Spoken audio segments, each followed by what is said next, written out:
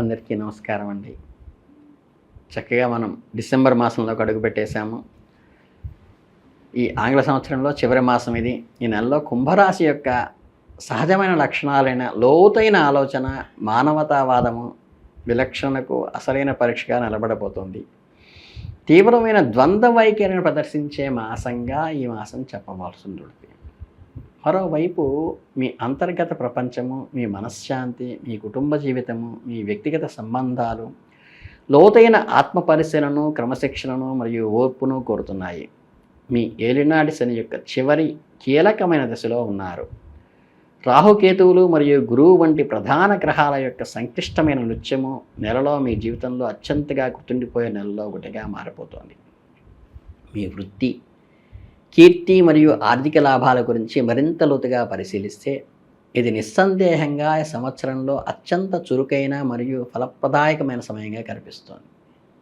లాభస్థానమైన 11వ ఇంట్లో ఏర్పడుతున్న గ్రహాల కలయిక వలన సూర్యుడు, కుజుడు, బుధుడు మరియు శుక్రుడు వంటి ముఖ్యమైన గ్రహాలు ఉండటం వల్ల ఆర్థికంగా విశ్లేషిస్తే సూర్యుడు ఇక్కడ ఉండటం వల్ల మీ ఉన్నతాధికారులు, ప్రభుత్వ అధికారులు, సమాజంలో ఉన్నత స్థాయిలో ఉన్న వ్యక్తుల నుండి మీకు పూర్తి మద్దతు, సపోర్ట్ వస్తుంది. అలాగే బుధుడి కలయిక వలన మీ కమ్యూనికేషన్లో, మీ ప్రజెంటేషన్లో, మీ మార్కెటింగ్ వ్యవహారాల్లో అద్భుతంగా ఫలితాలు ఇస్తాయి. శుక్రుడి ప్రభావంలో ఈ లాభాలు కేవలం డబ్బు రూపంలోనే కాకుండా విలాసవంతమైన ఆడంబరాలు, లగ్జరీ పనులు, రకరకాల కళాత్మకంలో ఆకర్షణ కలుగుతాయి. కుజుడు శక్తివంతమైన ఉనికిని, లాభాలను అందించడానికి అవసరమైన అపారమైన శక్తిని, ధైర్యాన్ని, చొరవను కూడా ఇస్తాడు. అంటే పోటీతత్వాన్ని కూడా ఇస్తాడు. దీని ప్రభావవంతమైన స్నేహితులు మరియు మీకు పరిచయం కావచ్చు. వారి ద్వారా కూడా మీరు లాభపడవచ్చు. కొత్త మార్కెట్లోకి ప్రవేశించడానికి మరియు పెట్టుబడులు ఆకర్షించడానికి స్వర్ణకాలంగా చెప్పవచ్చు. దీన్ని గోల్డెన్ డేస్గా. ఈ అద్భుతమైన విజయోత్సవంలో మీరు ధన ప్రవాహం మధ్య వాస్తవికతను మర్చిపోకూడదు. శని భగవానునికి పాత్ర తెరపైకి వస్తుంది ఇక్కడే. మీ ఏలినాటి శనిలో చివరి భాగమైన 11వ ఇంట్లో ఎంత వేగంగా డబ్బును తెచ్చిపెడుతుందో 2వ ఇంట్లో ఉన్న శని అంతే కఠినంగా ఆ డబ్బుని ఎలా నిర్వహించాలో ప్రశ్నిస్తారు. దానికి సమానమైన లేదా అంతకంటే ఎక్కువ బాధ్యతాయుతమైన ఖర్చులను కూడా మీకు ఇస్తాడు. ఇవి కుటుంబ సభ్యుల ఆరోగ్యము, వారి అవసరాలకు, పాత అప్పులు తీర్చటము, గృహ మరమ్మతులు చేయటము, దీర్ఘకాలిక పెట్టుబడులు ఎన్నుకొనటము, భూమి కొనటం లాంటివి కావచ్చు. శని మిమ్మల్ని విలాసాలకు ఖర్చు పెట్టనివ్వదు. మీరు ఈ నెలలో వచ్చే అదనపు ఆదాయాన్ని సరదా కోసం వృధా చేస్తే భవిష్యత్తులో ఆర్థిక ఇబ్బందులు ఎదుర్కోవలసి రావచ్చు.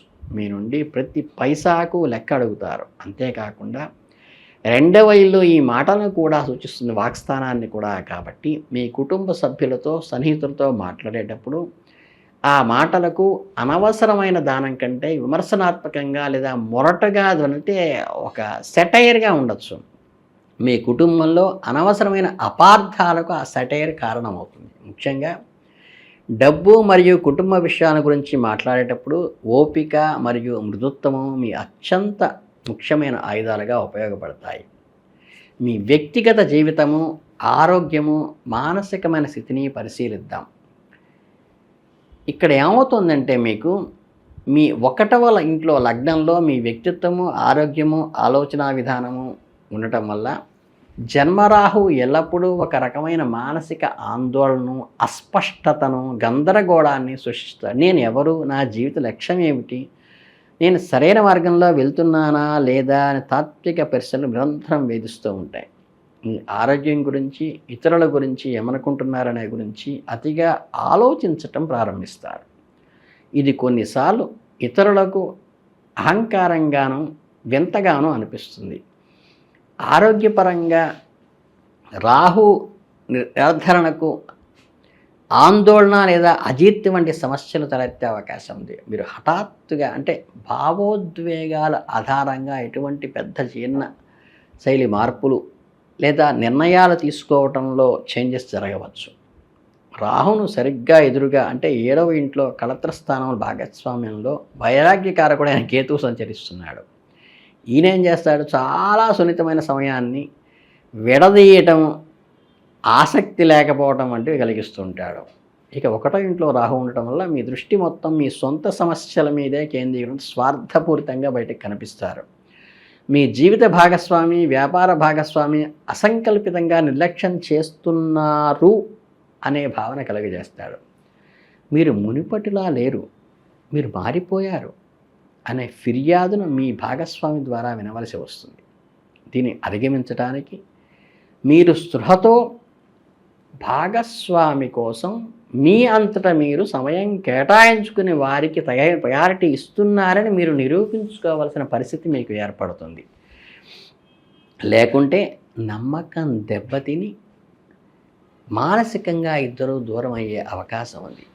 ఈ క్లిష్టమైన మరియు సవాలుతో కూడిన గ్రహస్థితుల మధ్య మీకు దైవీకమైన రక్షణ కవచం మరియు మార్గదర్శిగా కూడా ఉండాల్సిన అవసరం ఉంది. దేవతల గురువైన బృహస్పతికి అత్యంత శుభప్రమైన సంచారం డిసెంబర్ 5 నుండి 5వ స్థానంలో ఉండటం వల్ల పిల్లలకు, విద్యలకు సృజనాత్మకత, ప్రేమ వ్యవహారాలు సూచిస్తాయి. గురువు యొక్క ఈ సంచారం మీ నెలలో ఎదుర్కొంటున్న అనేక సమస్యలకు అద్భుతమైన తురుపుకారుగా పనిచేస్తుంది. మీ పూర్వపుణ్యం అంటారు చూసారా, క్రియాశీలమైన సమయంగా ఉంటుంది ఇది. అంటే అవసరమైన సమయంలో సహాయం రూపంలో అందుతాయి. గురువు తన దివ్యమైన దృష్టితో మీ లగ్నంలో ఉన్న రాహును చూస్తూ ఉండటం చాలా ముఖ్యం. గురువు యొక్క ఈ దృష్టి రాహువు సృష్టిస్తున్న గందరగోళాన్ని, అస్పష్టతను తొలగిస్తుంది. ఇక మీ సంబంధాలు అవసరమైన అవగాహనను, క్షమాగుణాన్ని మరియు తిరిగి కనెక్ట్ అవ్వడానికి అవసరమైన జ్ఞానాన్ని ఇస్తుంది. అంతేకాకుండా గురువు మీ లాభస్థానమైన 11వ ఇంటిలో కూడా చూడటం వలన మీ సంపాదన లాభాలు సరైన మార్గంలో ధర్మబద్ధంగా ఉండటానికి, ధనం మంచి పనులకు ఉపయోగించడానికి కూడా ఉపయోగిస్తారు. అలాగే సంతానం కోసం ఎదురు చూస్తున్న వారికి శుభవార్తలు అందుతాయి. మీ సృజనాత్మకత వెల్లివిరుస్తుంది. క్రియేటివిటీ డెవలప్ అవుతుందన్నమాట. డిసెంబర్ 25 కుంభరాశిలో ఒక కర్మఫల మాసంగా చెప్పవచ్చు.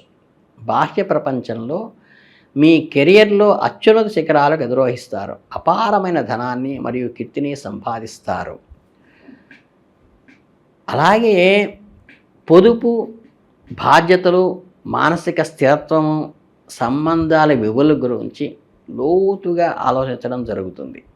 అంటే వచ్చే లాభాలను చూసి గర్వపడకుండా వినయంతో పొదుపు చేసుకుంటూ మానసిక గందరగోళానికి లోనైనప్పుడు గురువు యొక్క ఆధ్యాత్మిక మార్గాన్ని, ధ్యానము, ప్రార్థన అనుసరించడం, మీ కుటుంబ సభ్యులు, భాగస్వామి యొక్క భావాలను అర్థం చేసుకోవడానికి ప్రయత్నించడం, మీ నిజాయితీని నిరూపించుకోవలసి రావటం ఈ నెలలో అందించే పాఠాలలో ముఖ్యమైనవిగా ఉంటాయి.